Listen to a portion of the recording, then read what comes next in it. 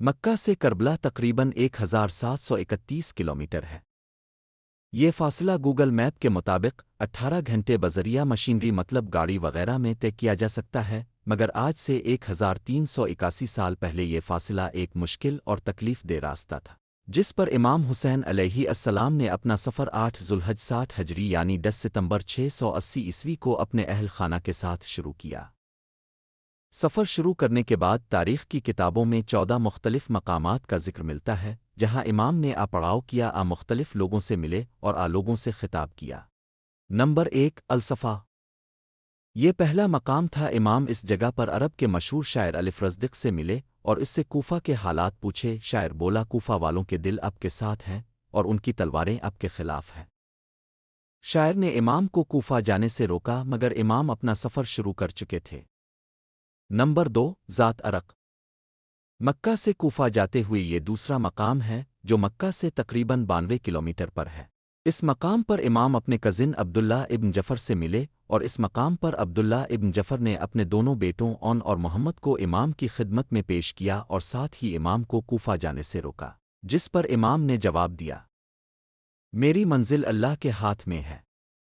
Number 3 بطن الروما، یہ مقام ذات ارق سے کچھ کلومیٹر آگے ہے۔ یہاں امام نے قیس بن مشیر کے ہاتھ کوفہ والوں کو خط لکھا اور یہاں امام کی ملاقات عبداللہ بن متی سے ہوئی جو عراق سے آ رہا تھا۔ عبداللہ نے امام کو آگے جانے سے روکا اور بولا، کوفہ والوں پر بھروسہ نہیں کیا جا سکتا، وہ اہل وفا میں سے نہیں، مگر امام نے اپنا سفر جاری رکھا۔ نمبر 4 زرود، حجاز کی پہاڑیوں پر یہ ایک چھوٹا سا ٹاؤن تھا اور یہاں پر حجاز کی پہاڑیوں کا سلسلہ ختم ہو جاتا ہے اور عرب کا تپتا ریگستان شروع ہوتا ہے۔ یہاں امام کی ملاقات زہیر ابن الکین سے ہوئی۔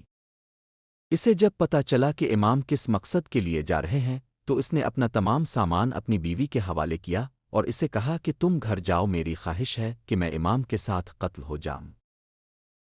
نمبر 5 زبلہ، اس مقام پر امام کی ملاقات 2 آدمیوں سے ہوئی جن کا تعلق عرب کے قبیلہ اسدی سے تھا۔ انہوں نے امام کو کوفہ والوں کے ہاتھوں جناب مسلم بن عقیل کی شہادت کی خبر دی۔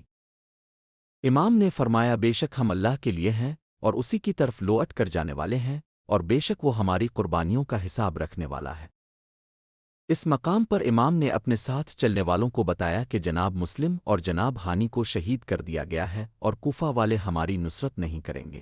امام نے اس مقام پر فرمایا، جو چھوڑ کر جانا چاہتا ہے واپس چلا جائے۔ بہت سے قبائل جو راستے میں امام کے ساتھ اس امید پر چل پڑے تھے کہ انہیں مال و دولت ملے گی، اس مقام پر ادھر بکھر گئے اور واپس اپنے گھروں کو لوٹ گئے اور امام کے ساتھ ان کے اہل خانہ سمیت تقریباً 50 لوگ رہ گئے۔ نمبر 6 بطن العقیق، اس مقام پر امام اکرمہ قبیلے کے ایک آدمی سے ملے جس نے امام کو آگاہ کیا کہ کوفہ میں آپ کا کوئی دوست نہیں۔ کوفہ کو یزید کے لشکر نے گھیرے میں لے لیا ہے اور اس کے داخلی اور خارجی دروازے بند کر دیے ہیں اور کوفہ تشریف نہ لے جائیں۔ یہاں بھی امام نے اپنا سفر جاری رکھا۔ نمبر 7 سورت، اس مقام پر امام نے رات بسر کی اور صبح اپنے قافلے سے کہا کہ جتنا پانی ہو سکتا ہے ساتھ لے لیں۔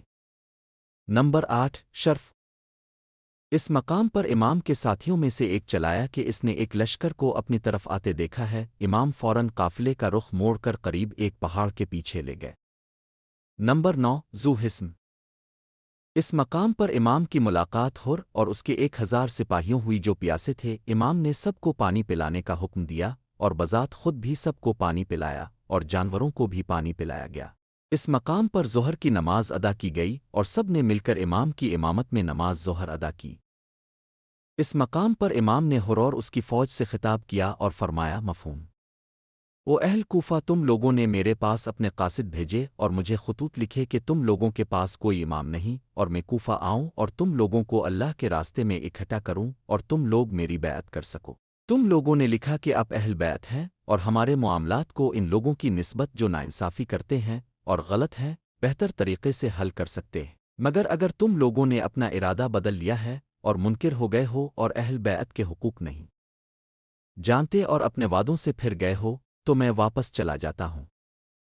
ہر کے لشکر نے امام کو واپس نہیں جانے دیا اور انہیں گھیر کر کوفہ کی بجائے کربلا کی طرف لے گئے۔